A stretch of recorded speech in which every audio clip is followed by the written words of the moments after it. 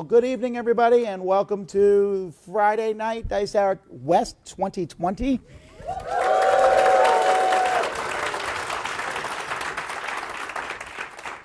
All right, we're going to get going here. First of all, I'd like to introduce our guest, who is going to be our guest probably in the future, Richard or Rahdo Tom.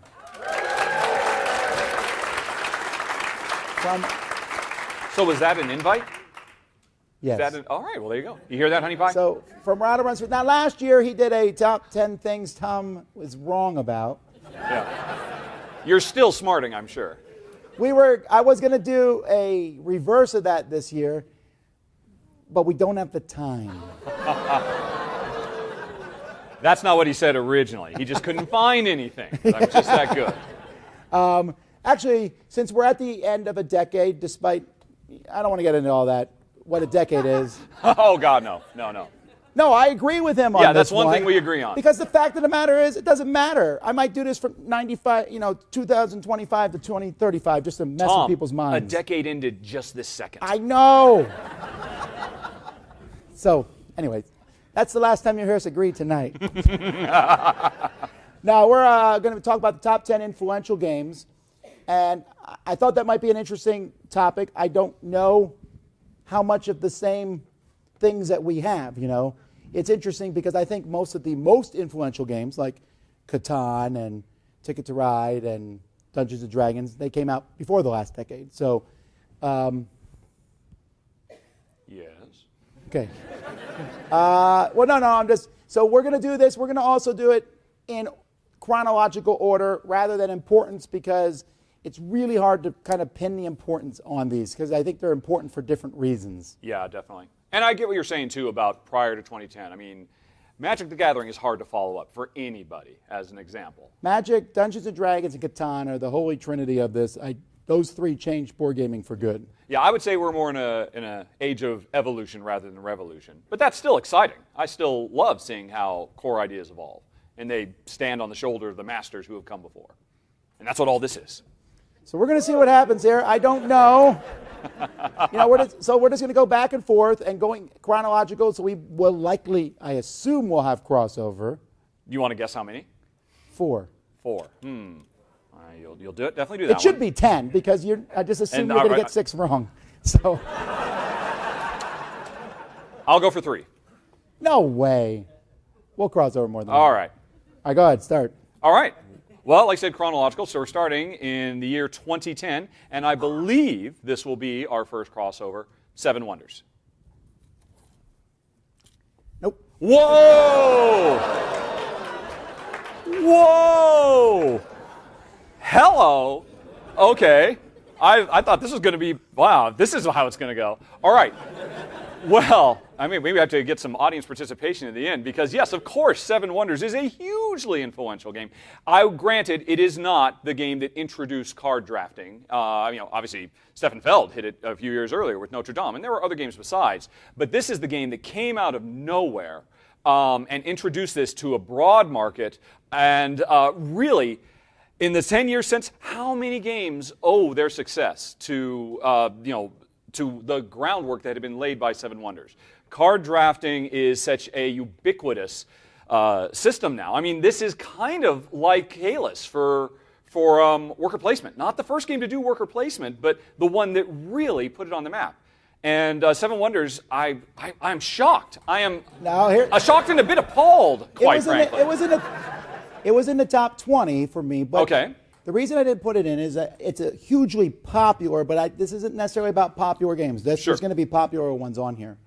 I don't think drafting, while it's one of my favorite mechanisms, it's not nearly as widespread as many other mechanisms. Oh. It's starting to happen. Somebody give me a laptop. I need to search BGG right now. It's not used as much as you might think. And if I said that there's a game that made drafting popular, I thought Sushi Go might be just as much of a push in that direction. Sushi Go I did seriously consider. It was on my short list, but at the end of the day, I couldn't include it and 7 Wonders, so I had to give the nod. Plus, now here's where you are going to mock me, and I imagine a lot of these people will too. I have never and would never.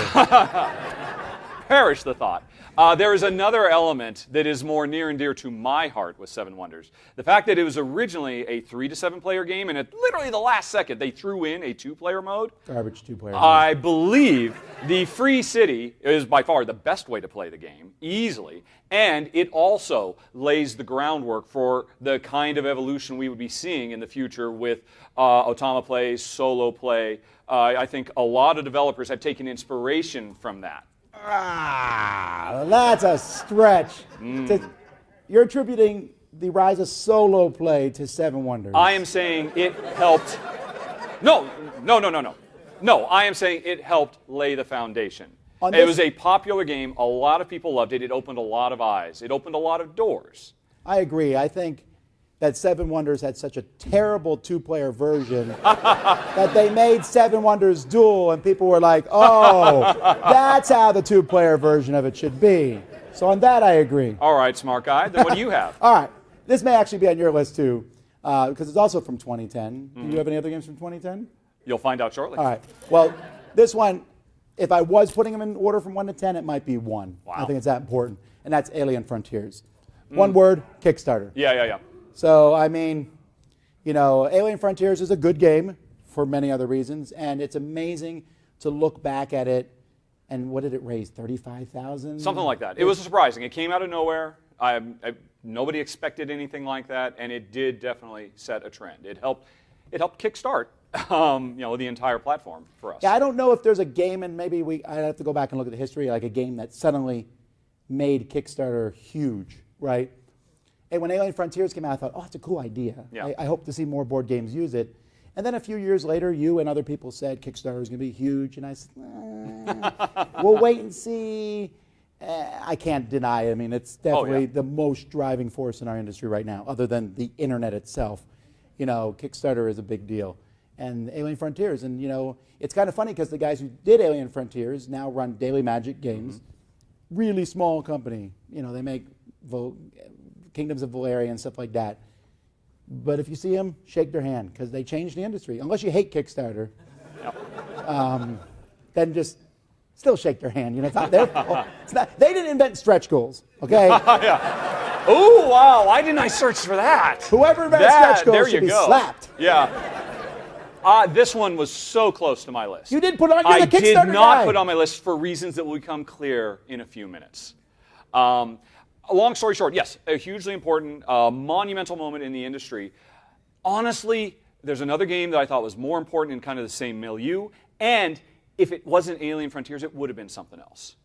There were plenty of other games that were coming out right at the same time. Okay. I didn't back it. I backed Glory to Rome. Glory to Rome was also a big hit around the same time. As Glory an to Rome, Black Box is in our library. No one's playing it. I went to all that trouble to get one. Play it. Everyone's like, oh, I love it. Then play it. On that, I can definitely agree. Jen will teach you how. I'm sure she's pleased about that. All right, what's your next one? All right, well, I'm going to jump forward to the year 2012. So you didn't have to wait very long because for me, the more important milestone in the Kickstarter saga of board games is Zombicide. I will accept that because Yeah. I think that's a pretty strong Exactly. contender there. Do we even need to discuss it? I mean, it's obvious. People wanna hear Everybody knows it. Alien Frontiers set the table. Zombicide is what delivered the meal, and it has defined success. I mean, the first one, I think it's the first that did over 1 million. It's the one that has determined now we should always be putting lots of little plastic guys. That has basically set the overall momentum. I think there are a lot of games like Alien Frontiers, but Zombicide came out of nowhere and was even more shocking. So I just couldn't put them both on the list. No, I agree. And in fact, Zombicide, beyond that, is a good one for the list because it definitely launched Guillotine, which helped. It eventually turned it into, or at least was bought by, come on, Simon, come on, you're not, whatever you're called these days. You know, that company itself and the miniatures explosion, like you mentioned. Yeah. Not just that miniatures existed, but have you ever gone back and looked at plastic miniatures before Zombicide? It's really sad. You're like, wow, I thought these were really cool. They're not. You know, and so whether you love or hate miniatures, yeah, that definitely is the case. Yep. And it also was the first, I'd argue, was one of the first that started the expansionitis. There was zombies. Yes. There was a million things to get for it. The promos, for better or for worse. Yep. There's more Zombicide promos than games came out that year. Yeah. Yeah, that's the thing. It defines Kickstarter success now, and really nothing else has eclipsed it in terms of influence in that sphere. So that's number 2 on my list from 2012. I'm going back to 2011. Oh, okay. This is not on your list because you're going to put a different game on your list for the same reasons. It's going to be the same English equivalent here because I said Machikoro. I mean, not Machikoro. I said Alien Frontiers, and then was the one that started. Yes. And you said Zombicide made it big. Yeah. So now we're talking about Legacy, and I'm going to say Risk Legacy, and you'll talk about a different game in a bit. Don't even lie. All right. Now, Risk Legacy came out of nowhere, and Risk Legacy did a lot of things. It started legacy games in general, which you may say, well, there's not that many of them, and that's correct. There's probably 20 or less legacy games, but it's more than that. There's campaign games and things were not really that big of a thing till this came out. And this also helped jumpstart the name of Rob Daviau, who people did not know a ton at this point in time. And it showed people that if you buy a game from the mass market, it's not always bad, because this is where that was sold. It also blew my mind the first time I opened a box and found Delete It in it. I think the statutes of limitations have passed. You can probably talk about it now. It's Actually, I had a okay. guy tell me today, he said he goes around to legacy games, and he said, you're going to find this in the game. And I said, you know that's actually in Risk Legacy. The thing he said, and he didn't know that. Ah, yeah. He was accidentally spoiling stuff. Yep. I seriously considered that one. It was on my list for a long time, but honestly, coming up with 10 was very hard for me. I had an easy 30 I could have sat up and talked about, and I just had to make some tough cuts. Well, next year we'll do 30. All right. No one will come. Well, do you have anything else for 2012, or I'm moving on to 2013? No, we're just going to do them back and forth because I'm going to be in 2012 for a long time. Oh, exciting. Yep. All right. Well, then, I am going to move on. I'm not going to live in the past like you. There's so many more exciting things in our future. My first of 2 games I want to talk about in 2013 is Hanabi. No.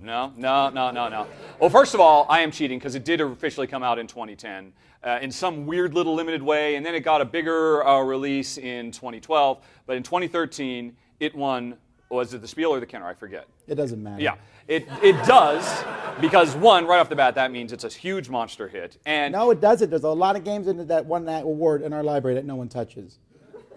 There's more to the industry than your library. Who here played Villa Palante today? Who played Villa Palante today? Yeah, you did? 1. Does anyone remember when I won the Spiel des Jahres? Yeah, because it's not that good. The fact that actually somebody raised their hand, I think, works against your argument, quite frankly. Good job, it's in the sir. library. My hat's off to you.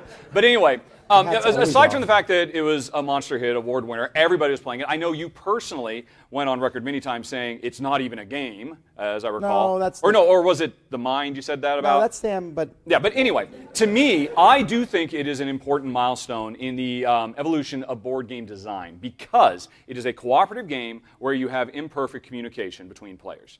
And that's a very important evolution, because cooperative games, by their very nature, can be a bit static. They lack a certain zest, because really the only way they can surprise you is just giving you a deck of random cards to draw. Hanabi says, no, you know what? That surprise can come from your teammates, because we can't, you and I, sit and strategize out every little thing that we're about to do and then just see the plan come together. That's why so many people are turned off by cooperative games, because they are really exercised in mathing efficiency. That's impossible with Hanabi. Your teammates, who cannot just say exactly what they want you to do, can only give you oblique clues, and then you have to intuit, and that makes you work in a much more integrated way with your teammates. And it's the beginning, but we have seen tons of games since then. I mean, it's become a very common subset of what is, I think, the fastest growing genre, co-op games. All these games, Mysterium. The fastest growing genre is co-op games? Is it? That's a question. Have you played a Roll and Write lately? I'll be talking about them very soon. Actually, I'm going to highly disagree on this one. Okay. Now, despite whatever I think of Hanabi, it doesn't matter. The game itself was very popular for sure. Yes. There's maybe one game that copied it. I think the imperfect communication between people was already existing. thanks to things like Shadows over Camelot and Battlestar Galactica. I don't. No, that's a very different thing. I agree. Semi-cooperative or think trader Hanabi, game is different than a cooperative game. I think Hanabi was fine. I just don't think it had a lot of impact on the industry as a whole. I don't think so. Again, we'd have to go to Board Game Geek, but I'd be able to show you every year upon year, we are seeing more games that are all about imperfect communication, coming up with new and different ways to do it. I don't have it later on the list, but I really wanted to put Mysterium on as an example. Mysterium draws a line, is Hanabi meets Dixit as an example. And that's so if you put Dixit, I'd be, well, that's 2000. But yeah, I got you. Okay, but I would have if I Dixit could. was a bigger thing, and I think, anyway, I didn't even consider this because it's wrong. No. Let's go back to 2012. All righty. All right. 2012 is still, in my opinion, at this point in time, of the last decade, the most important year. So many amazing games came out that year. Not, again, that necessarily my favorites, but games that changed the industry as a whole. And I think clearly Lords of Waterdeep is on that list. Now, Lords of Waterdeep doesn't get played as much today, but hands down, it brought so many people into the board game hobby from role-playing. They're like, hey, a Dungeons & Dragons board game. And when I first heard about it, I heard Dungeons & Dragons worker placement, and I rolled my eyes. You know, whatever. And I played it. It was really good. I enjoyed it. But lots of people played that and said, wow, this is what board games are like, and got into the hobby that way. That game is still in print today. People still talk about it today. And I don't know if there's anyone here who got into the hobby that way, but I mean, I can't tell you how many people I talked to who said, yeah, Lords of Waterdeep was one of my first games. A gateway game that bridged role-playing games and brought them into the hobby. Yeah, I completely agree. That's another one on my very shortest of short lists. It was shortest of short. Yeah, it was tough to say no to 40. that. And I mean, and you say it brought people. I know for a fact it brings people in the game because at the time it came out, I was still in the video game industry working full time, and it was a great gateway for me to turn my fellow video game addicts. Who love fantasy, who love, Neverwinter Nights and a million other, fantasy role-playing games. And, well, hey, let's play this over lunch. And you're right, that becomes the beginning of an obsession. It's a great gateway, and there were plenty of other gateways prior to it, but when you're talking about Catan and Carcassonne and Ticket to Ride, none of those have the literal sex appeal of, going out and fighting dragons and whatnot. So, I mean, I think that's actually a really important element, too. I don't think you used the word literal there, Ray. And if you are... Okay. I'm taking this back off my list. All right, what do you have next? Okay, well, I'm going to move on to 2013 again. My next one is a game that actually might be on your list now I think about it, because it did come out in 2012. But in 2013, it got the Spiel nomination, which is something that really elevated it. I should probably just say what it is, though, rather than tell a story leading up to it. I'm going to talk about Quicks. Yeah, no. Yes. I have actually, because this one, I mean, obviously, as far as I'm concerned, this is not the first roll and write game. It's not. It is not, by far. Yahtzee. Yes, but if you go back, I actually, this is the one I researched the most because I wasn't clear about this one, and actually several people who I talked to recommended. Because I wanted to try and eyeball and find exactly when did this explosion really start. It didn't start in the 50s with Yahtzee. It started with Quicks because if you look at you can go to Board Game Geek, you can search by every year how many games came out in this genre. In the years leading up to Quicks, we were getting 2 or 3 or 4 every year. Right. After it got nominated, it doubled. The year after that, it doubled again. Quicks got 2 standalone expansions. It was the game that everybody was playing. It was a monster hit, in large part, again, because of that Spiel nomination. And it's after that you see, I mean, it is patient zero for our modern obsession with roll and writes. And if you want, we can go outside, and I've got the data to prove it. Now we got physical threats? I'm not talking about 10 digits. Well, I didn't mean that outside. data. I don't know. I thought about this too, right? I thought Yeah. about roll and write, and I couldn't pin it to a single game. I needed help to do it, quite frankly. And so I actually talked to people who were really into this genre. And they told me it was Quicks. I'm like, no, it couldn't be. Really? I mean, I was expecting more, Welcome to and, the cooler, more sexy new ones. But no, you go back and you will actually look.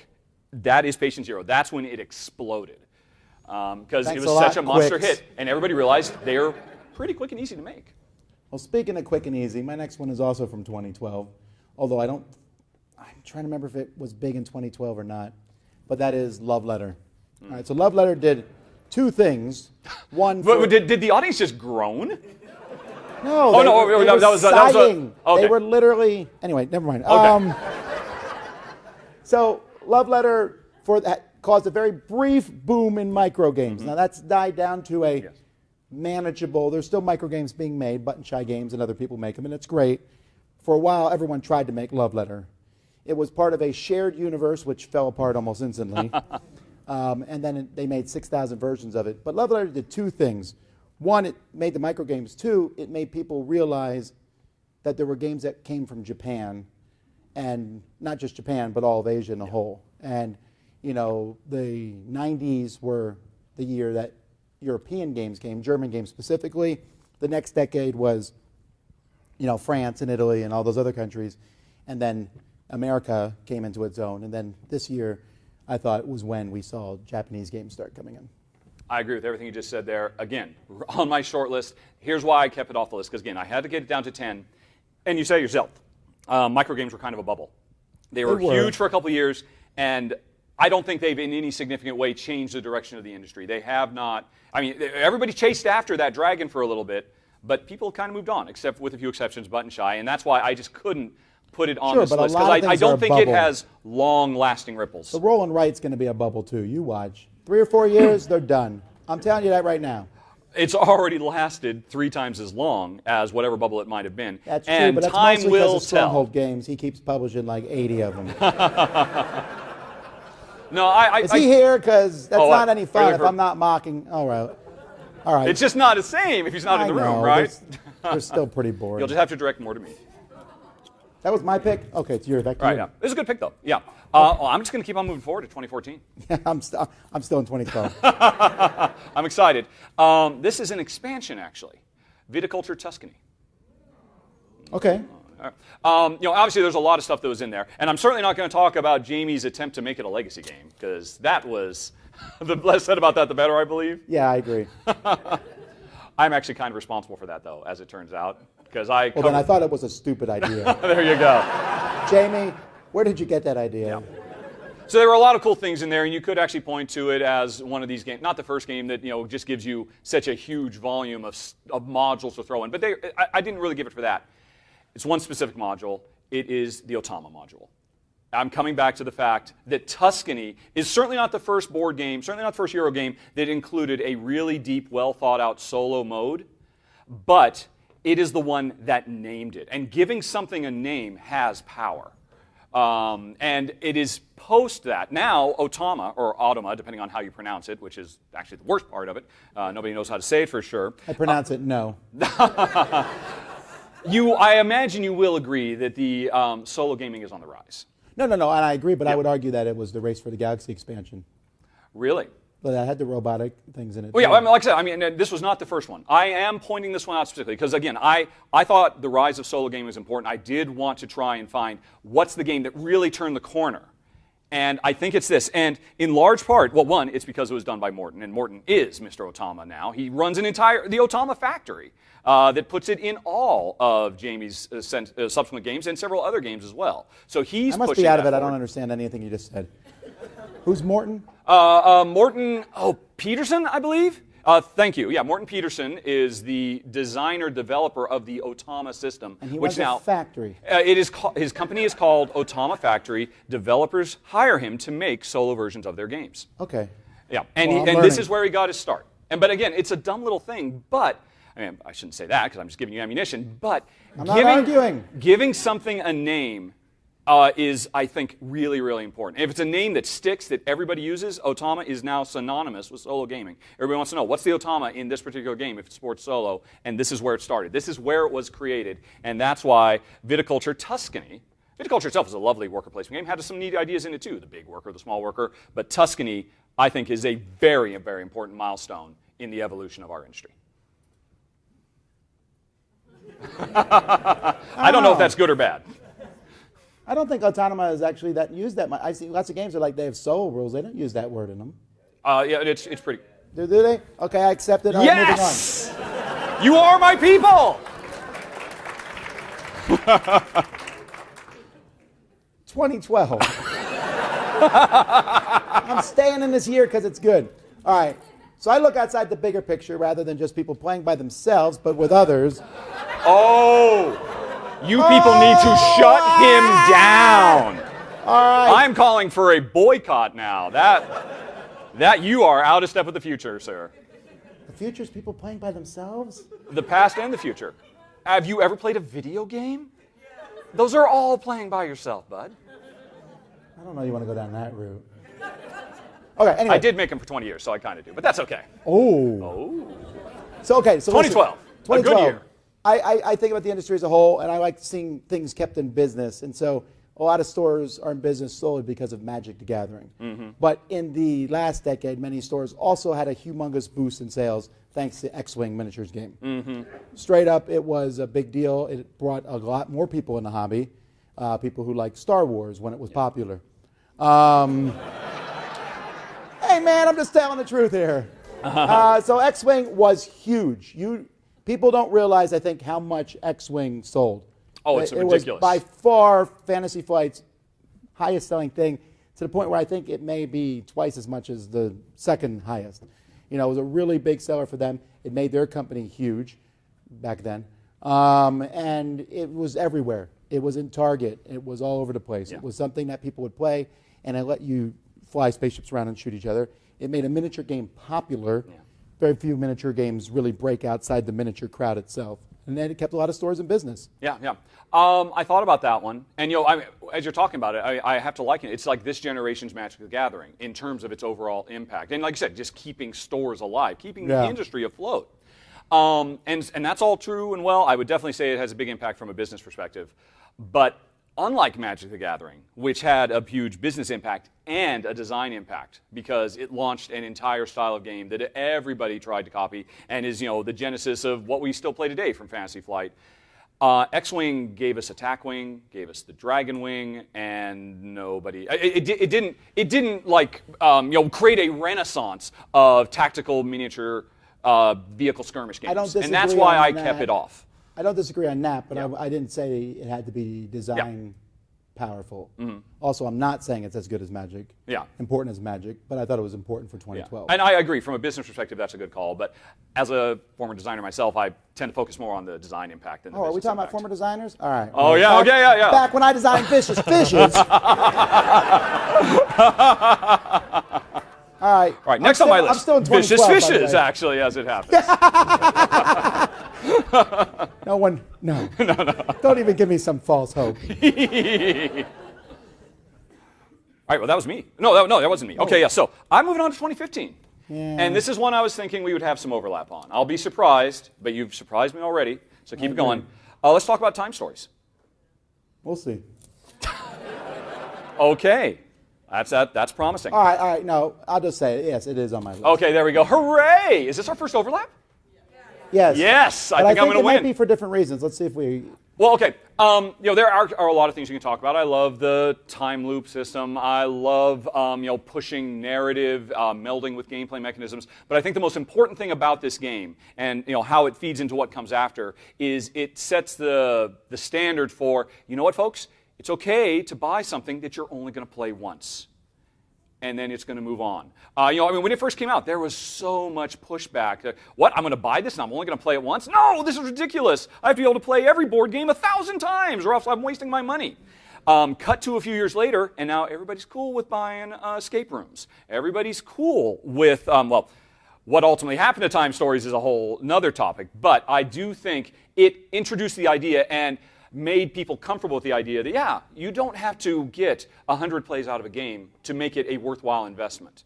And we see that now in more and more games as we move forward. With the escape rooms, with the adventure game rooms, or the adventure games that are narrative-driven, that are basically, choose-your-own-adventure style board games. All that traces back to the huge success of Time Stories. And it made it okay for publishers to try. Sure, I don't disagree. I was thinking more specifically that Time Stories was essentially the first escape room game. Yes. Escape rooms, which are very popular and do really well. For those of us who loved Time Stories back when it was fun, When you play that first module, the very best part of it was solving that puzzle. Yeah. And you solved that puzzle, and it was just an amazing moment. And I said, wow. And then people said, hey, here's a game that only does those puzzles. And you were like, what? That's great. Yeah. And that really, but Time Stories made that possible. Yes, it's almost a sad story to see how Time Stories has, progressed, but we got to give it credit for what it did in 2015. All right. Very exciting. All right, well, back to you, because that was the same thing. I did the 2, so. Okay.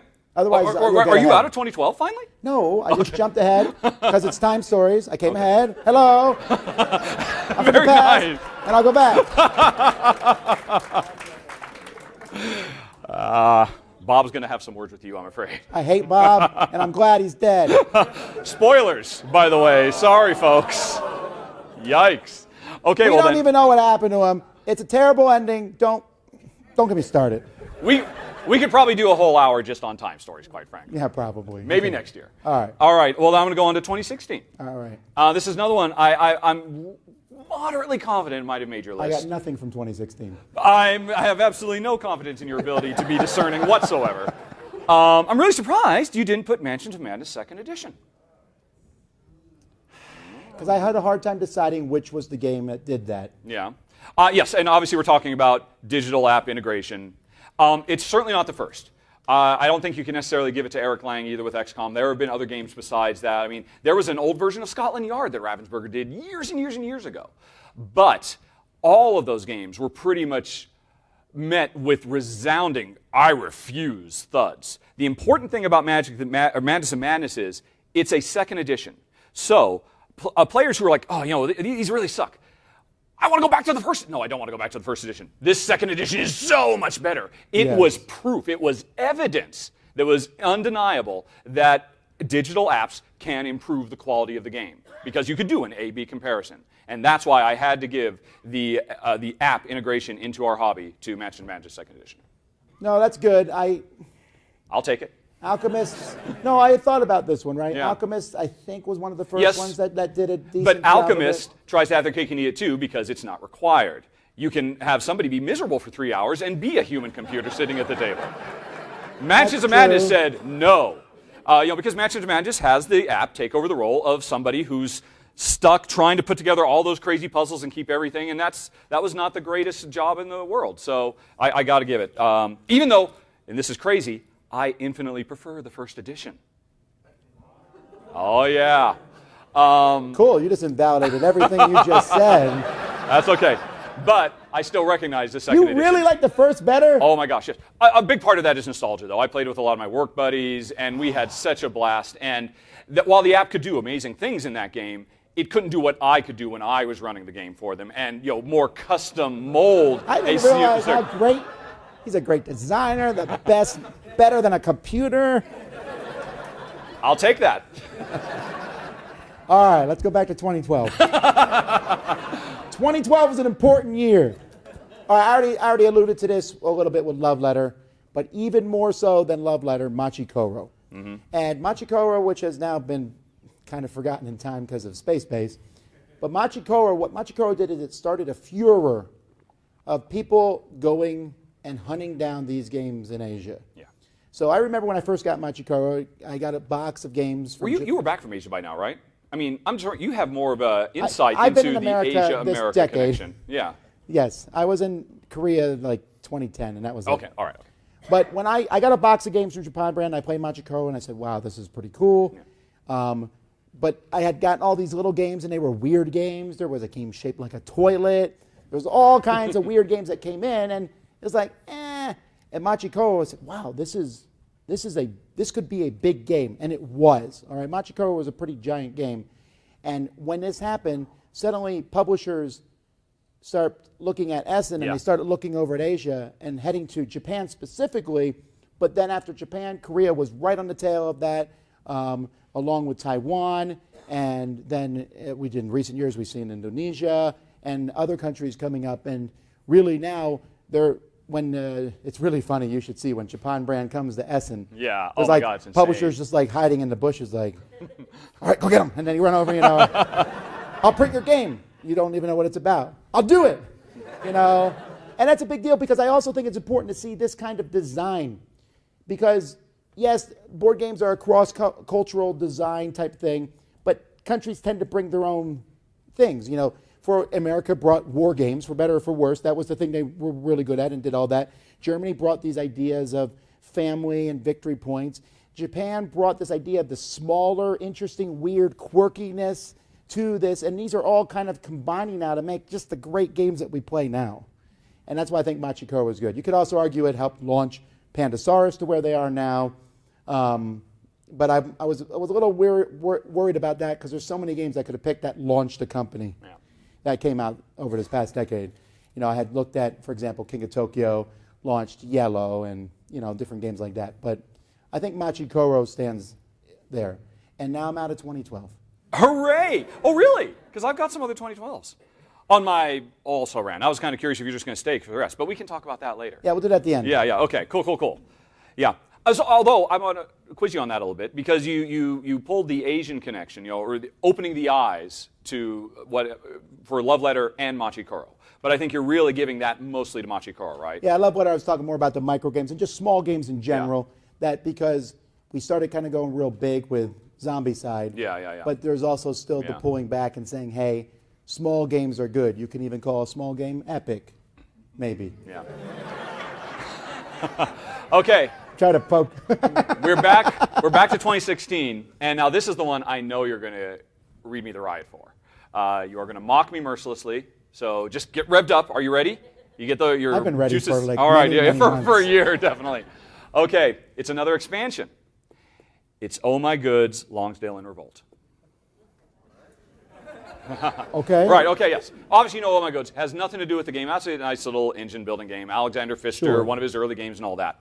Alexander Pfister put out Oh My Goods. Neat little, almost a micro game, almost. But his first expansion for it introduced a bunch of new cards, a bunch of new characters, and it didn't just say, hey, open up the box, put all these cards in, shuffle and play. It brought them to you in a storyline campaign. Okay. And this is while it's not the first game that has a storyline campaign, I do believe this is where we can trace back to, you know, what we see last year with Maracaibo, or what we see with Shy Pluto. We're seeing more and more Euro-style games bring narrative in, which has traditionally only been the purview of Amerithrash style games. You can say trash. I've given up on that. Okay, thank you. Yes. All right. It's always been, you know, the Ameritrash side. Oh, we have all these really great dramatic stories and drives you through, and you're going to be playing the game for months or years to see it all the way through. And we Euro, dry, dusty economic fans, we have to sit on the sideline. Well, we'll just move our chips around, and that's about it.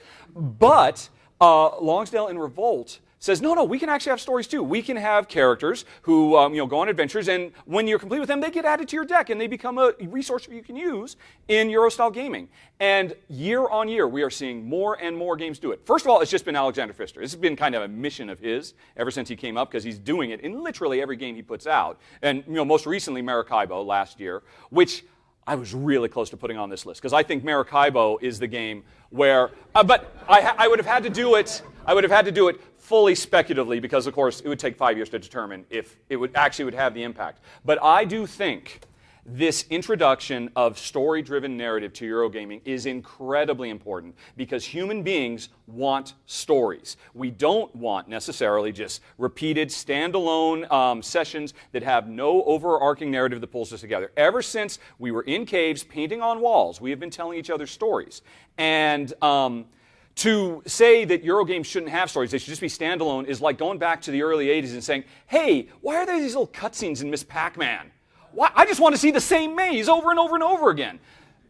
Miss Pac-Man was an important step. And now, story is so ingrained into video games, and I do believe, given time, it's going to be just as much so in Euro-style games. My particular beat, my jam. And I think everybody, when that happens, because I'm getting speculative here, because I'm in more recent years, I do believe people have to go back and look and say, yeah, that's where it started. That little tiny expansion. See, I agree with almost everything you said. Except for the game.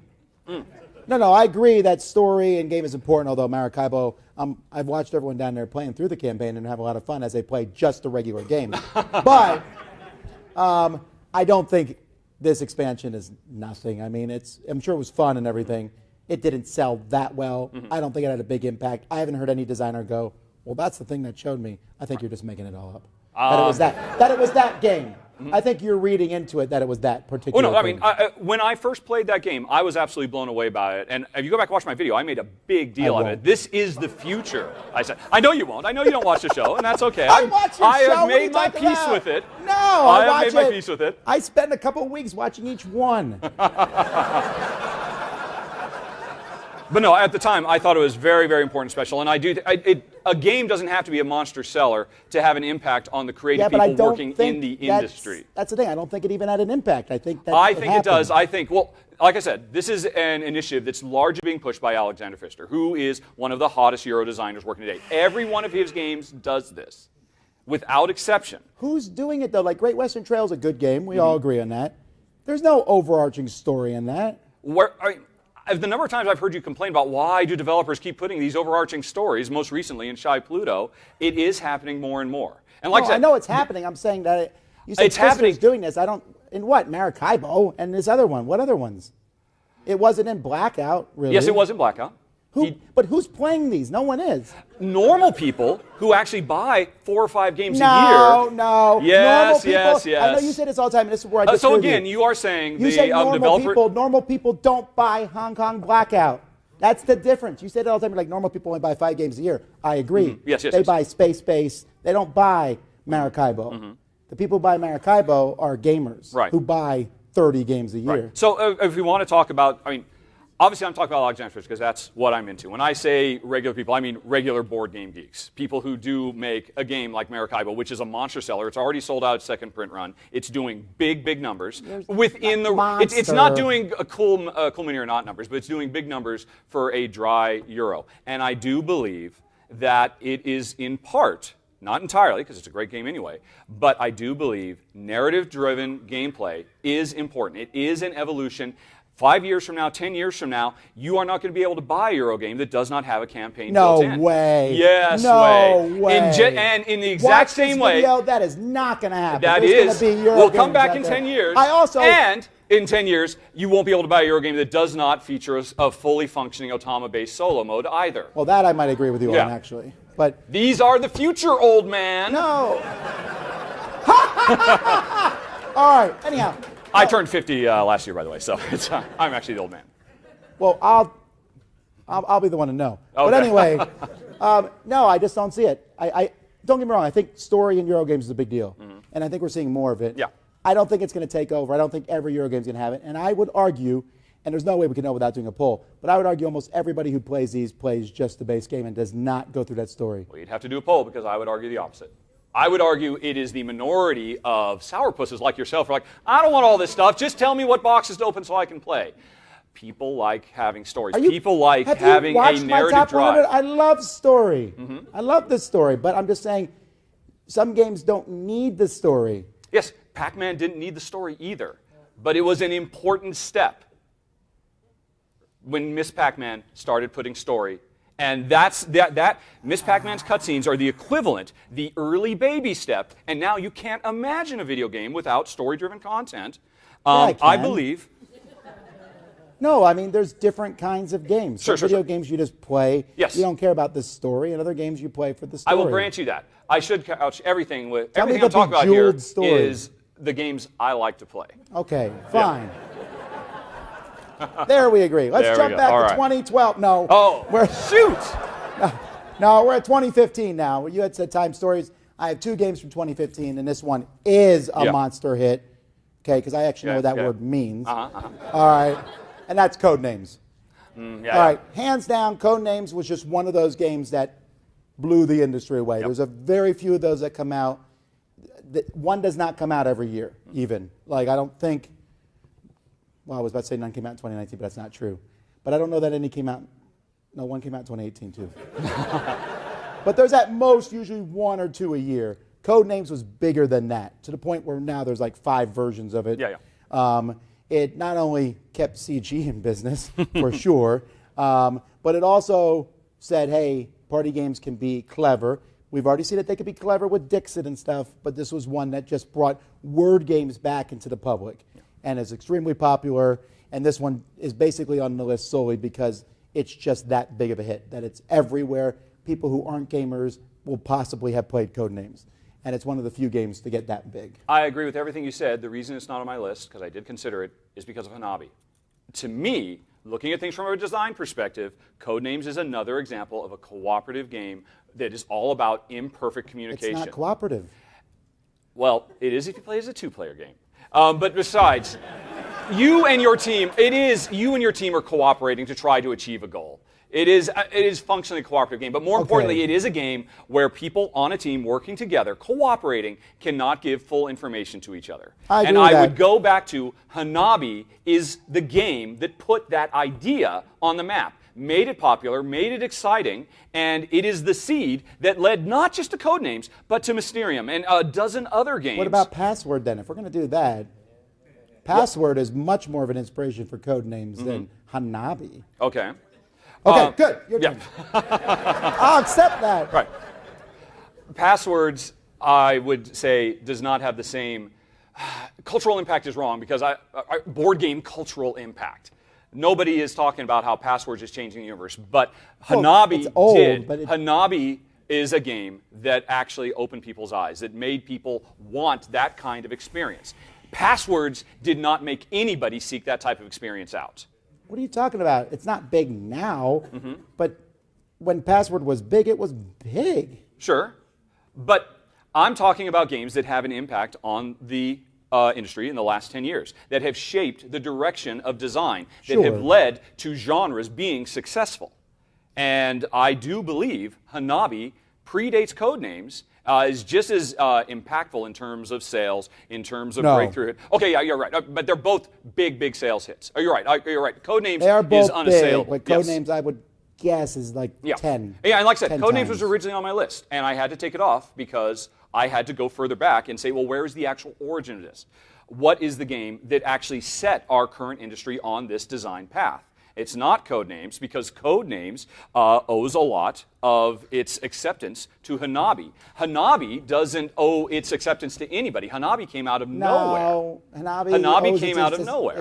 It owes its existence in many things. It owes it to cooperative games in general. Yes. And card games, and it owes it to Skippo and not Skippo, but Dutch Blitz, where you're putting cards in the same piles. Anyway, what's your next one? Okay. All right. Okay. So we're moving on to 2017. We only have 2 left. We got to sync up somewhere. This is our last best hope, I think. Do it. Gloomhaven. Yes. Yes. Yes.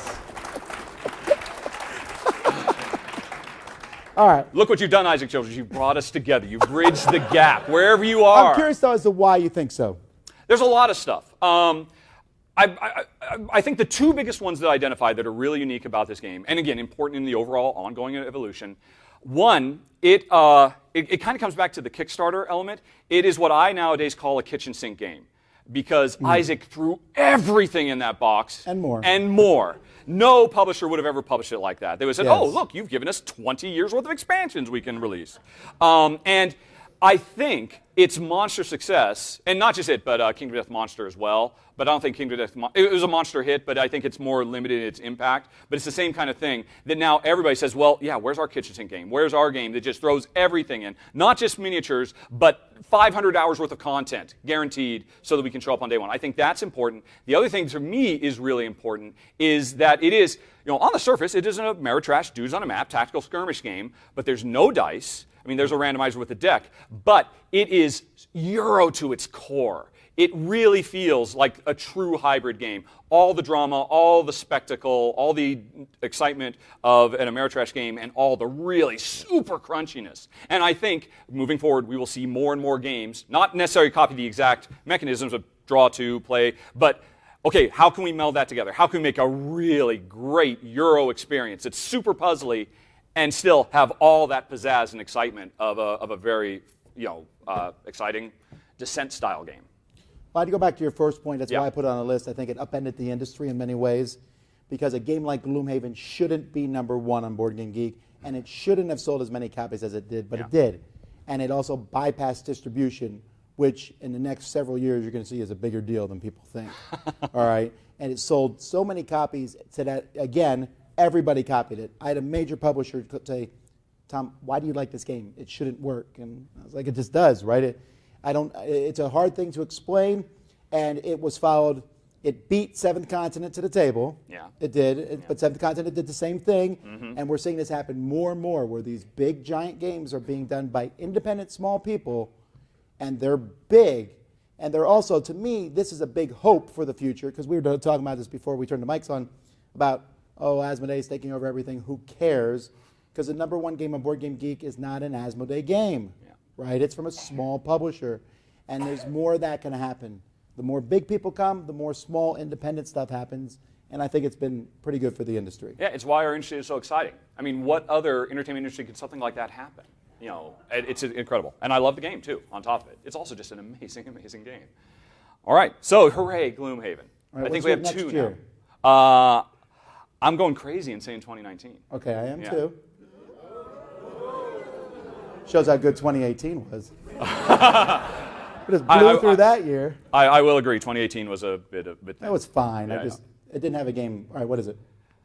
Wingspan. Yep. Whoa! Yes! Wow.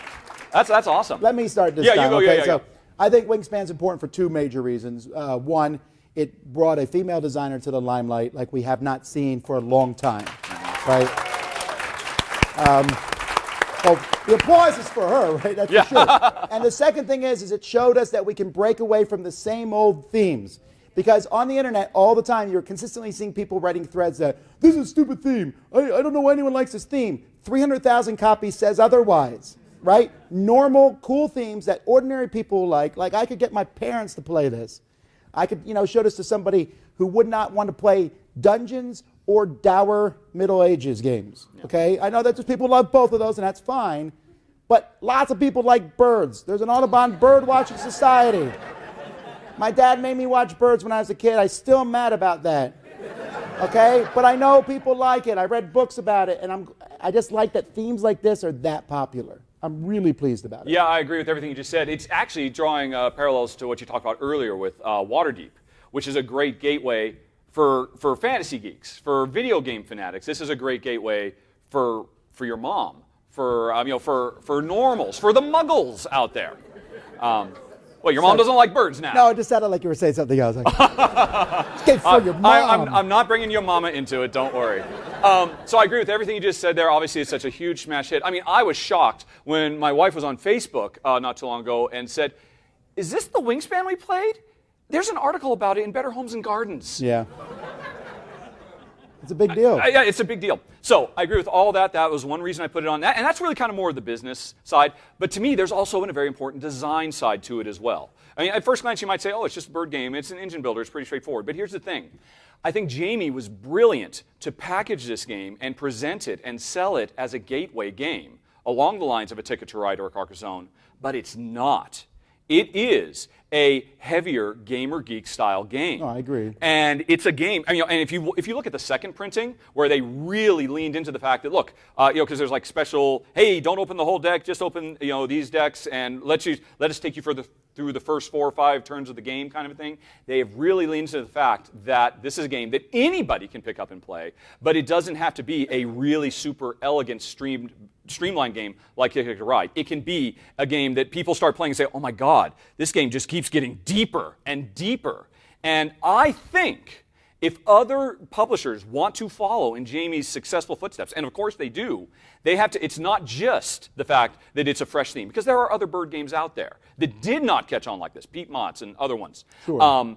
But nobody else that I can think of really pushed, hey, this is a game for everybody, but it's a game that hardcore game geeks will come back to and enjoy on a deeper level. And I think that's huge. The stealth gateway game, or the stealth gamer geek game that looks like a gateway. I think we're going to see more of that. Top 10 list. Yeah. And I think that's a big part of its success too. So that's why it made my list. All right. All right. That's it. That's our top 10. Wait a minute. Was that 3? Yeah. Oh yeah. I believe that means I own the Dice Tower now. Oh, no. I'll expect those Kickstarter checks in the mail. Oh, I can do that right now. I got like $1. There's nothing left, yeah. Alrighty. So well, you said you had a couple that you wanted to talk about. Well, it's interesting. I mean, make a 30 I made a list of 30. I've got the whole thing right here, and all of my almost rans, 2012. 2012 was a very big year. Solid, there were a few ones that you didn't mention. I'm surprised you didn't mention Mice and Mystics.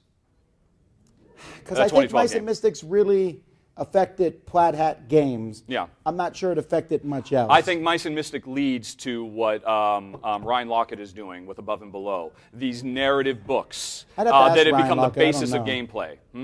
I'd have to ask Ryan. That's an interesting question. Yeah. So I really thought long and hard about that one. I did have Love Letter. I did have Machikoro. I did have Waterdeep. I did have Sushi Go. I also had Suburbia, almost. Because, not there's anything super special about it. It's a pretty straightforward tile-line game. Sure. But SimCity.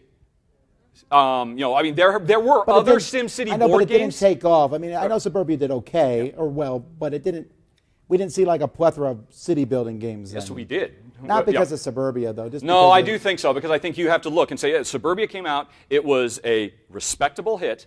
It made people say, oh, this is the game that makes me feel like I'm playing SimCity on my table. There had been other games prior to it, but none of those really caught hold. And then you wait a few years, and then more of them start coming out because other developers needed time to try to catch up. So that's why I wanted to give a nod to Suburbia, but I couldn't because I had to come up with 10. And as you saw, my 10 was flawless. I'll let the judge that to someone else.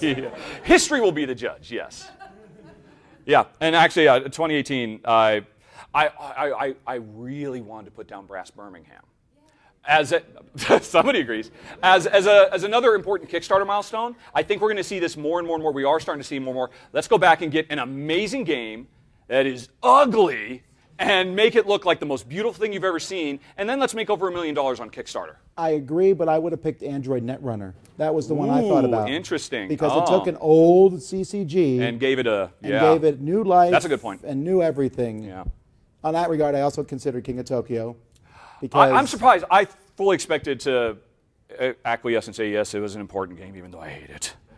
Why isn't it on your list? It's a big deal. Because I like King of Tokyo a lot, but it just didn't make the top 10. Oh, okay. Terraforming Mars I considered, but it's hard to say what Terraforming Mars has done other than let Bionic or other Crow than about sell top a 10. lot of copies. That's right. what it's I mean, done. it has done that, but we haven't seen a ton of copycats yet. Yeah. We might as time goes by. Yeah. It shows that artwork doesn't matter that much. Oh, and you were right to assume that I was going to call out Pandemic Legacy. You were going to do Risk. I was going to do Pandemic. I thought you were going to do Pandemic Legacy. Legacy. And you kind of mentioned it. To me, I love it. I think it is important, but I don't think it's really made any ripples. We have a half a dozen really impactful ones. We have a bunch of people trying. I honestly think Legacy games are just too hard. I don't think people keep asking us to do a top 10, and like, well, when there get to be 10 really good ones. Exactly, yeah. And I just think, we're never really going to see them take off. They're always going to be a nice little thing that's going on in the background. So I just couldn't say it was that impactful. We're seeing kind of an amalgamation, and you use that weird expansion to talk about it. But in reality, we're seeing campaigns as being a big deal, not just in Eurogames, all kinds of games. So I think that can lead back to both Pandemic and Risk as kind of kickstarting at people's like, okay, maybe not Legacy, but maybe I could do a campaign game in a sense. So there's like, I'm tired of the spoilers with games. It's getting really old, to not, I can't talk about this. I just did a thing where we had to bleep out. I was showing pictures of Pandemic Legacy on a video I was recording, and it spoiled it because some idiot put spoiler pictures on Board Game Geek. Unless that was you, in which case we're glad you came here. Alrighty, well that's the top 10 influential games of the decade. I'm sure that if you're watching this in video later on, you will have major disagreements or agreements. Feel free to post those in the comments, and we'll talk about it there. But before we run out here, we're wondering if anyone in the room had any questions regarding this or anything. Here's your chance, and we're going to repeat the question. Tim, where are you going? Sit back down, pal. What are you doing? Anybody? We'll repeat the questions so the camera can hear. Sure. All right. Yes, sir. What do you guys think about Chronicles of Crime? Did that ever make the top 30 or the top 20? Okay, so we're asked about Chronicles of Crime, where that one would be. I thought about Chronicles of Crime, but if I'm going to give Chronicles of Crime I would have to go back to Mansion of Madness first. That's exactly right. It was one of my first thoughts. I almost immediately dismissed it because of Mansions of Madness. Now, I will say that Chronicles of Crime took some dynamic stuff that we haven't seen before, but time will tell, I think, with that. Yeah, I don't know if QR codes are the future of the industry. No, but it is selling extremely well. So Totally, we'll see. totally. With good reason. Yes, sir. Okay, so bear with me here. I'm wondering, influential games, you might have considered games that influence the industry in a way you may not like. Specifically, you mentioned Kickstarter many times. This one I feel is the way that really exploded Kickstarter to non-gamers. And I want to know what you think about Exploding Kittens. Okay, so the question is in regards to games that influence the industry in a way we did not like, specifically calling out exploiting non-gamers, fans of the oatmeal, Exploding Kittens. I was so happy that I was able to go and look it up and saw that Cards Against Humanity came out in 2009, so I did not have to talk about it. You're right. Because we would have had to put that on the list. Exactly, yeah. Because it definitely has influenced the hobby. I can't tell you how many emails I get from people like, you thought Cards Against Humanity was bad? Oh, you'll love our game. Like, do you watch the show? Here, I'll tell you what, though. So Exploding Kittens, we can give it all the garbage we want, good, bad game. It did get people to look at Kickstarter. And the people who made Exploding Kittens have, hands down, the best booth at conventions. If you've ever been to Gen Con or Essen and seen the Exploding Kittens booth, I'm jealous that I didn't think of that idea. They have a booth where you go in and you put in your money and you press a button and they do little skits and it's stupid and people line up. I'll stand there and watch it for a while. It's extremely entertaining. I may not like the game itself that much. I haven't played it or read the rules. That was the extent of my playing it. I did play the Throw Burrito game, but that doesn't bother me. It doesn't bother me that a game like that does really well. I'm glad that people play games like that. It's a good question, and I'm racking my brain because I don't know, I'm a relatively upbeat person, and I'm trying hard to think of something that I really hate about the industry or any direction. Well, I am unhappy. So I'll hand it over to you then. Oh, thank you. Well, let me tell you. No, I mentioned this before. It's weird. I'm glad Kickstarter exists for Alien Frontiers. I'm not happy with a lot of manipulative things that happen on Kickstarter where people are trying to manipulate, buy the game now without much information, or you mean like early bird specials, all those kinds of things? Early bird specials, stretch goals that are already ready to go, but we're hiding them on purpose. And so you don't like the carnival huckster nature of it? I really don't, and that's problematic, I find. But I wouldn't know where to pin that on any specific game. Or even a specific company, because lots of people do it to the point where we have to do it. When I run my Kickstarter each year, I make stretch goals because people just expect them. It's a necessary evil. And it's frustrating because it's just something people want to happen, and you're like, well, all right, it's there. And people like excitement, right? And I worry, and I keep saying this, I'm worried that we're always talking about the cold of the future. My most watched top 10 list each year is the top upcoming games.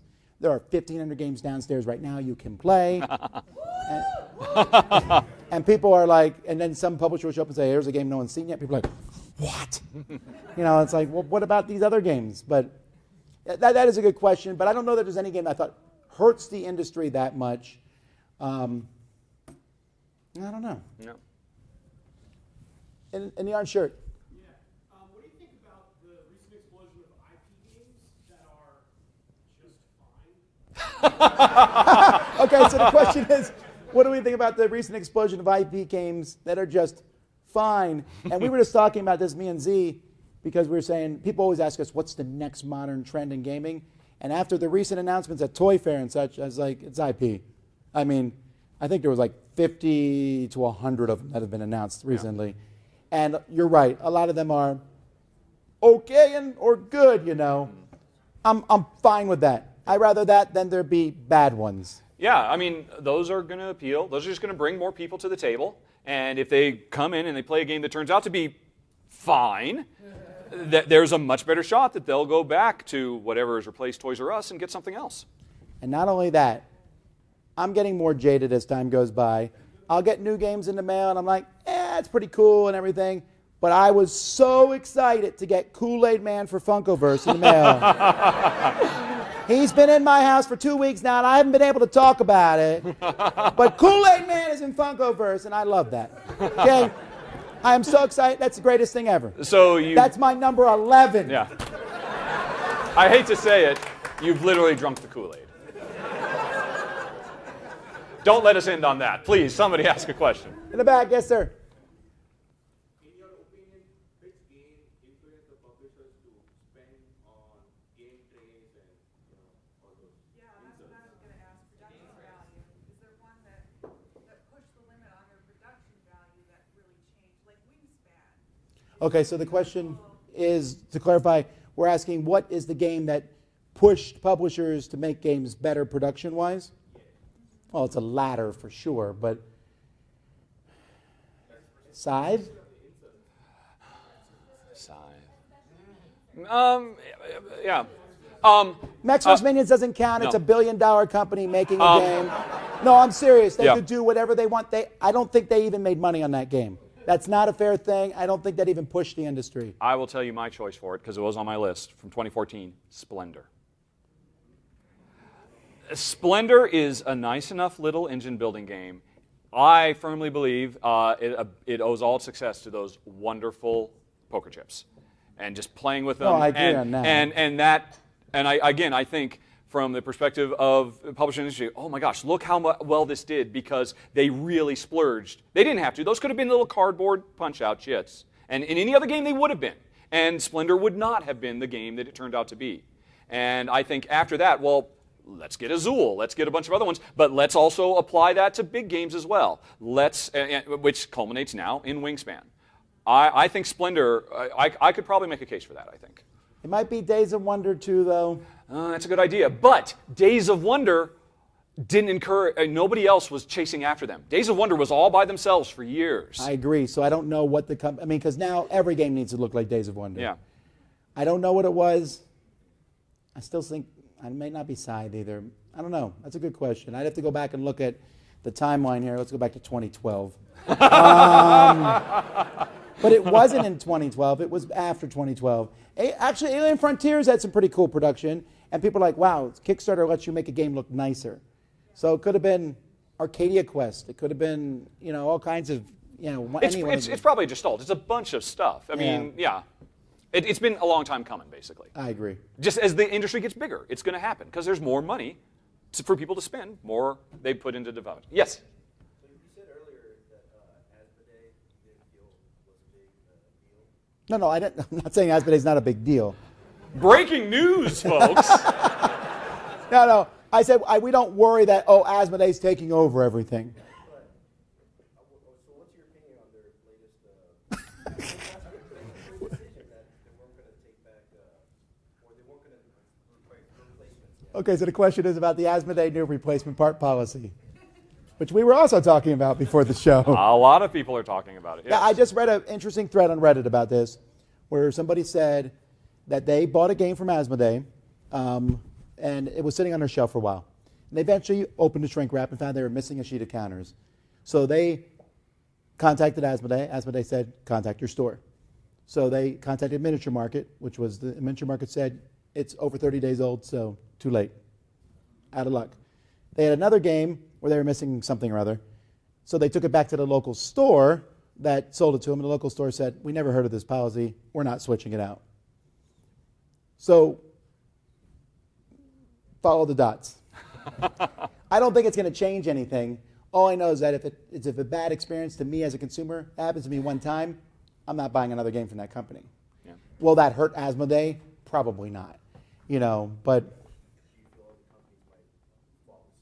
no. In fact, several other companies, the question is, will other companies follow suit?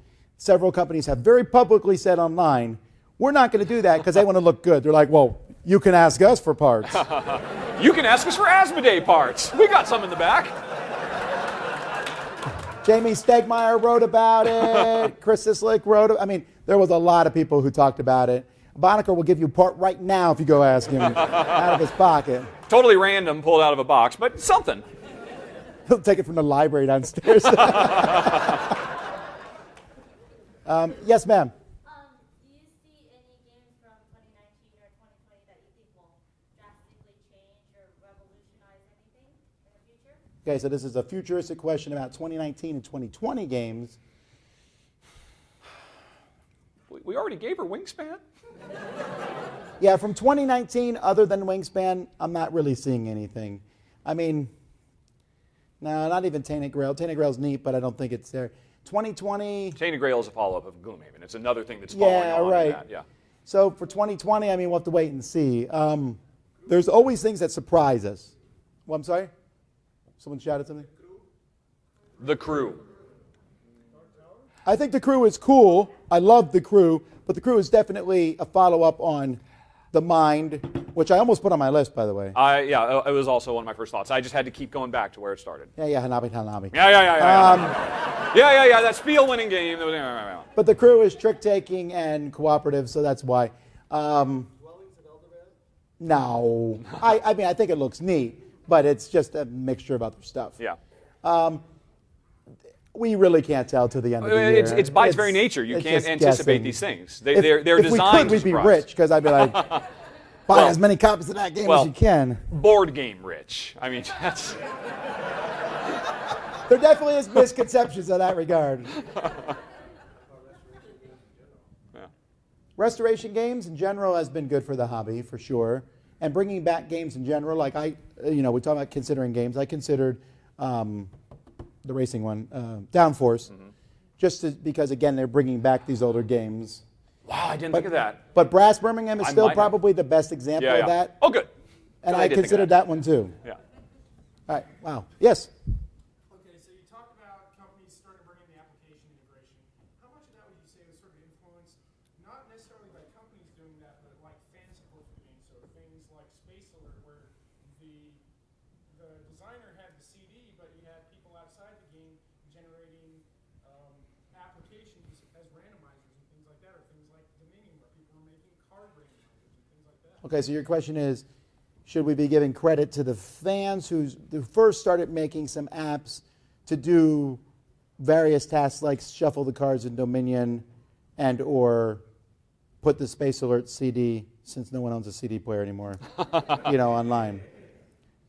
Fans are always doing stuff, and definitely publishers get tips from them, but I wouldn't pick any of those. There's a big difference between a shuffler for Dominion and what Mansions of Madness does. I mean, I still don't know how Mansions of Madness does some of the stuff it does. It brings the game to life in a way that I have yet to see a game be brought. I mean, I don't get scared at playing Betrayal House on the Hill. Mansions of Madness makes you feel a little spooky. Yeah. Well, Dark Tower's not out yet. Oh, that's a piece of garbage. No, listen, that's nostalgia talking. No, it's just like Fireball Island. The new Fireball Island. It's okay. It's okay, Tom. Tom, it's okay. It's okay. No. It's going to be okay, Tom. Run! Yes, sir. How easy and or more likely difficult do you think it would be to do a list like this over the next 10 years? In 10 years' time? So the question is, how easy will it be to do a list of it over the next 10 years? Yeah, basically, are we going to be able to come up with 10 big, important games? Oh, my word, 10 I can years make a from now? top 10 list on anything. That's not true. I mean, we get ideas, but yeah, I love it. I mean, me and Z did a series where we went through the decades, and I could do a 10 most influential games per year. Yeah. There's so many games that I come did. out I've now. got that list right here. 10 per year? You did Not quite. 100? No, but I could have. And I do think so. I think there's often an expectation that, okay, well, it's the next Dominion or it's nothing. And I don't think that's necessarily fair. I think the more mature our industry gets, it is more about evolution rather than revolution. But evolution is incredibly exciting. I don't know why anybody looks at that as a second cousin. I mean, there are so many cool things happening every year. There are tons of really cool games. Sometimes they're just simple little tweaks that really blow open a mechanism. Sometimes they make you think how to play games completely differently. But I think they're going to still keep coming. We are such a baby industry. This industry is basically at the, I hate to say it, the birth of a nation stage, if you were to think about it in terms of cinematics. We've had a few big things. Please put aside the cultural, racial issues, but just in terms of A Birth of a Nation, they study that in film school because it was such an important milestone in the evolution I of the don't art think of film. board games is that prehistoric here. Come Oh, on I now. think so. I do. I really do. I think we're still, that's why I draw attention to Pac-Man. We are in the Pac-Man stage of our industry. Actually, on this I disagree. I think we live in a golden age. I think board games are here now. We're not at the beginning. We're in the middle of it. And I would say that the decade of 90, that the decade of 2000 to 2010 had bigger and more changes than 2010 to 2020. I would agree with that. But that's Well, then, therefore, we're not in that is infancy. that is the nature of it. We're Because the awkward teenagers now. I don't know. I think I'm still looking forward to a bit more excitement. I think there's still a lot more. Sure, growth. I am too. But Yeah, I don't think we're at the beginning. I think we're in the middle of it. Time will tell.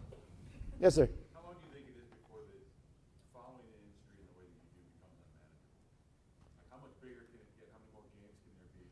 It's already to the point where you can't. Okay, got it. So the question that we both deal with on a daily basis is, how long before the industry gets to the point where we can't follow everything? 2018. It's already happened. Oh yeah. No, I would have gone back to 2012. It was a very good year, quite Well, frankly. no, but we can't cover everything. And I tried for the longest time. I said, okay, we'll cover everything. I hired Z and Sam, said, cover the stuff I don't cover. Then I bought on other reviewers and said, cover that stuff. And now we just don't get to all of it. We try, and I definitely read a ton. I feel like I know what's going on oftentimes. You can't keep up. I So don't why think you try? should. Nobody expects to watch every single movie that comes out every year. Nobody expects to read every novel that comes out every year. There's a sickness among us that we feel like we have to play everything and forget about the stuff from 2 years ago because we have to play the new thing. It's okay. I agree. This comes into fact every year we do the Dice Tower Awards, and some people are like, look, I would love to be on the panel, but I haven't played all the games from last year. Then nobody will ever do awards. It's just not possible at that point. And that all the time people say, well, did you play this game? No. And you know what? That's it. And it took me a while, and I'd say maybe in the last couple of years, I've just come to peace with that. There are just some things, some games I'm never going to play. That even last year, there's several games that Z reviewed and played, and I will try to get to them at some point, but that's okay if I don't. Yeah. I can't play all the games. Honestly, I am so lucky that I have this built-in filter. I only play games that play well with 2. I only play games that don't feature, so I can ignore 60% of the industry right now, and that saves my bacon. I don't know how you do it, being such a don't, voracious. though. Yeah, I mean, that's the yeah. thing. Or I don't know how you ever did it. The Omni Gamer, it's just amazing to me. So my hat's off to you. That's what I was going to say. Yes, sir. Just a quick follow-up to that. How do you guys decide what you want to cover then? Okay, so this is a good question. How do we decide what we're going to cover? You go first. I just said. No. You do it a little bit differently than I do. Oh, really? Okay. Well, basically, publishers contact me all the time, and they, you cover this game, and this game. I say, send me the rules. I have to have read over 10,000 board game rules by this point. And 9 out of 10 that they send me, I read them. I say, no, this is not going to be a fit for us. Usually it's because it's easy for me to dismiss it because it does. But sometimes it's like, oh, this is a really terrible game. I still tell them, oh, I'm sorry, it's just not going to be a good fit for us. But the important. I definitely use that line. It's a really good, it covers everything. Game. I'm not saying why it doesn't a good fit, but so I just say no 9 times out of 10. And the 10th one, when it comes to a door, and I have to, this is a self-preservation thing. A few years ago, my wife, an only gaming partner, said to me one day, I don't know, I don't feel like playing games today. I'm like, oh, the show's over. I have to do something. And I realized it's because I used to be a little bit more laissez-faire. I'll try anything. Because I'm a game designer, I just love the study of it. And I realized, not my gaming partner. If it's not fun, she's going to tune out, and then I'll have no one to play with. So I'm super strict. Everybody says I'm way too positive. That's because I do my diligence. I do my homework. And I just say no a lot. I break a lot of hearts. Really, I do. Because I cover a lot of Kickstarter games, and if I do a video, that helps move the needle, and I know that. But I have to say no because, oh my gosh, your game's a piece of crap. or any other number of reasons. So now you know if you got one of those emails, your game is garbage. There is a code. I have a very specific code I use. So for us, it just, if it looks cool. Yeah. And I make no apologies for that. We get games all the time in the mail, so I would say at Dice Tower come 30 games a week, and that's probably accurate. That's a lot, right? That comes out to be well over 1,000 a year games show up. And when they show up, you open a box, you're like, ooh, that game will probably get reviewed. We open the box and we go, huh, that game probably won't, but it might. And the game that looks awesome might not. And that's not fair, but you should have made your game look better. Yeah. And that's just the way it is. And so it's gut feeling more than anything else. Do I know the designer? Do I know the publisher? Do I know whatever? Does it look interesting? But not every game gets reviewed. And if you see Brian Drake's reviews, he gets a box from me every once in a while. I'm like, hey, I'm going to send you a box of fun, which is a straight up lie. And Brian's like, all right. And he's like, can I review some good games? I'm like, yeah. So he reviews some good games, and then he reviews those. And sometimes he's like, hey, that was a really good game you sent me. I was like, oh, okay. What about the other ones? He's like, well, that one was a really good game that you sent me. So that happens. And then every once in a while, we're like, you know what? That game's been on the shelf for a year and a half. It's never going to get reviewed. Yeah. Also, that company's out of business already. Yes, sir. So you mentioned Splendor. What do you think about Splendor as something that's caused like a generation of gamers who really like engine building? It's probably not the first, but I feel like it's something that's really made engine building like an important element of a lot of our games. Okay, so the question is Splendor kind of the engine building game, or a game that got a lot of people into engine building? No. Race for the Galaxy, Dominion, they're both engine building. San Juan. Yeah. I mean, Dominions especially. I mean, people don't realize that deck builders are engine building games. They're just really crappy engines that you can't rely on.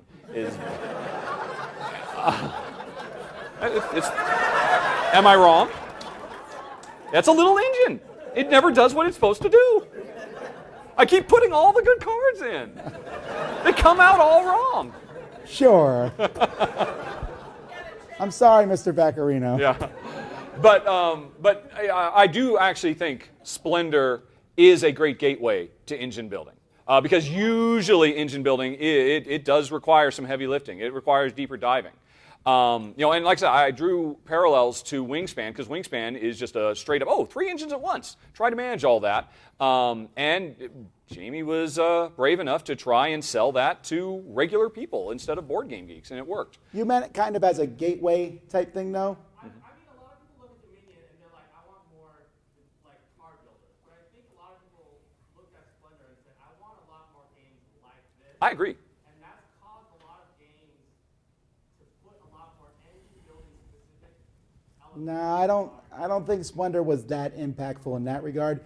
I think that it hit pay dirt, but I think other people were doing the same thing at the same time. No, it didn't reinvent it. It's not like it's not like it's it was amazing in the deck right builder. place at the right time. Yeah. I think for Splendor, that's my thing, and the poker chips. Yeah, and it's the poker chips pull people in, and then they say, well, yeah, this is pretty nice. I'd like to play another game like this. I do think it has that sort of impact. Same thing. I think this. And I love Emerson, and he's not here. But Century, great game that I think is even better than Splendor.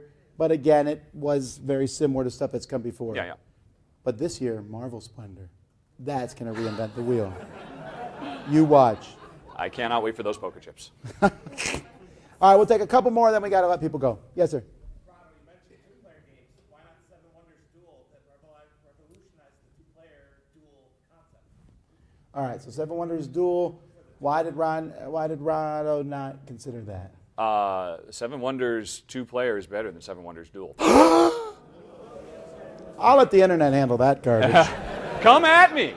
Really? No, Seven Wonders Duel is a great game. I don't think it necessarily revolutionized dueling. I mean, I think it builds on the shoulder of Cosmos' 2-player line. I mean, it's even packaged the same. I agree. I think it's a great game. I think it's a great game. It's just not for us because I love military in Seven Wonders. In that it's just a transfer of points. But suddenly they turned it into, I'm going to burn your place to the ground. And it's tug of war. It's not burning yeah. the place to the ground. I don't have to play a game that's all about me. What happens when I push you all the way to the end? No, I get an instant win. But along the way, as I'm trying to get that instant win, I do destroy your stuff. Okay, there I was see no that. destroying stuff, at least prior to Armada, in Seven Wonders, which is why Seven Wonders will always have a place in my heart. Sure. All right. Yes, ma'am.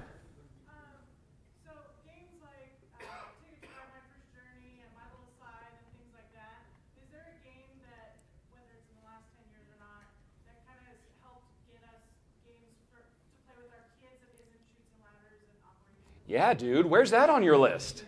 Okay, so that's an interesting thing. Yeah. So the question is about kids' games. Is there any of those games that made the list? And you mentioned My Little Side. What was the other one? The Ticket to Ride My First Journey. Ticket to Ride My First Journey. Here's the deal. Kids' games are extremely fickle sales-wise. I don't care how good they are. Like I said, My Little Scythe was amazing. I said Ticket to Ride First Journey is amazing. Both of them, discount bins already. I know, but it's the way it is, right? And so I'll push them, and I'll talk about them, and I'll say they're great. But very few kids' games. Mice and Mystics is the closest, because it was playable with families. And there are games that work with kids. Rhino Hero, of all things. Stuff, because adults don't want to play games with kids that much. They want to play their games with And I guess they're kids. not necessarily being discerning consumers. Right? Sure, and it doesn't hurt when, I was about to say Toys R Us. It doesn't help when you go to the store and they have all these garbage kids games that are really, really cheap. Yeah. And that have commercials that tell how really awesome they are. And so, And the kids will play them just as readily as My Little Scythe. yeah, they will. My kids are the children of a vassal of the Dice Tower, and they like garbage games. I'll play a game with them, and I'm like, well, that was a bad game. And they're like, my daughter's like, nah, that was pretty good. I'm like, well, I won't be mentioning that in a review. You apparently have no taste. I will never forget, I got this game about Noah's Ark way back in the day. I played it with Melody and Amy, and it was a roll and move. And Melody was like, I've never played a game like this where you roll the die, move around the board. Because I brought her up right to not even see those games. And then she saw it. She said, that was pretty cool. Dad, can we play more of those games? No! But I'm telling you, it's funny. People ask all the time, will you review children's games more? And I said Dice Tower reviews more children's games than almost any other major review channel. They are consistently the least watched thing I put out. I'll still do it because I think it's important. People don't care. They buy garbage for their kids. They really do. My kids play Roblox. It's garbage. Okay? There are many better games. I'm sorry. There are many. Sorry, kids. There are many better games out there, quality-wise, but kids just want to have fun and they don't care about all the important things we do. Yep. And so it's really hard to make inroads. I'm going to get lynched by a mob of kids. I think you can take them. It's okay. Yes, sir. Given technological advancements and app integration, do you see a positive or negative trend in the way we sit down to play a game? Because app integration could lead to everybody put on your virtual reality, and now we are not social at the table anymore. Okay, so the question is, app integration, could that be problematic for the future to the point where we're actually not interacting with each other, but we're interacting with our devices? No. 100% agree. Yeah. That is more of a straw man argument than anything else. Like you mentioned, we all put on our goggles, we're not interacting. That hasn't happened. Like the thing I love about Chronicles of Crime, people are like, I don't want a phone at my table. And I'm like, but you're actually taking the phone from that guy who always texts, and you're using it for the game, and he's like, and you're like, I would love to let you text, but we're using your phone for this game. That's better. Yeah. At the end of the day, we've had digital chessboards since what, the 60s or the 70s? People still go out and buy regular chessboards. People play with real chess pieces. People want to touch things. As a species, we are very tactile, focused, and this will never replace that. This is just another component. This is just a set of dice. This is just some cardboard chits. It can just do a few fancy things that the other ones can't. That doesn't necessarily lead to a Ready Player One future where, or Wall-E, where we're all just in our VR goggles. I mean, I would always rather look at this guy's face than a VR approximation of it when we sit down to play. That's the nicest thing I've ever heard. But I mean, I 100% agree on that. Not only that, video games move in that direction. My kids play Mario Party and Wii Sports and you know the Switch where they're in the same room with other people. I mean, I really feel like that's moving the other direction. And I really think that a lot of the stuff where people don't want to bring phones to the table, and that's perfect. That's your prerogative. That's fine. Totally. I don't mean to. But a lot of it is Luddite behavior, frankly. And if you do that to kids and the teenagers and the millennials, you're turning them away from gaming. Because you're basically saying, yeah, the stuff you like, that's garbage. This It's cool, not new, as exciting good. stuff that would bring you in? No. Yeah, that's nonsense. Let's do it the way your grandpappy did it. Yeah. Next year at Dice Tower, everyone's getting a free iPad. No, that's not. Tim's not here, is he? All right, one more question. Yes, ma'am. When you're paid to do a review, are you obligated or do you feel obligated to give it a more positive review than you may have? So the question is, when we're paid to do a review, is it obligated to be more positive than not? You don't take money. You don't take that filthy lucre at all. Well, I'm never paid to do a review, Yeah. ever. In fact, I did paid previews, I think 6 years ago was the last one I did, but that was a preview, and I was super clear about it. Yeah. But I've never taken money to do a review. The only thing that we have done paid playthroughs, and we'll act like we're having fun, which I would say 95% of the time we are, because I'm going to have fun playing anything anyway. Yeah. But I won't take money for a review. And I feel there's a geek list on the internet about games I've given negative reviews to, but I don't want to because I want the freedom to say something about a game if it's not good or not. Yeah. For the longest time, I was vehemently opposed to taking money for my videos because I come from the video game industry where there is a real issue with reviews being bought and all of that. I mean, I've seen it firsthand for years and years and years. So I thought I'm above all of that.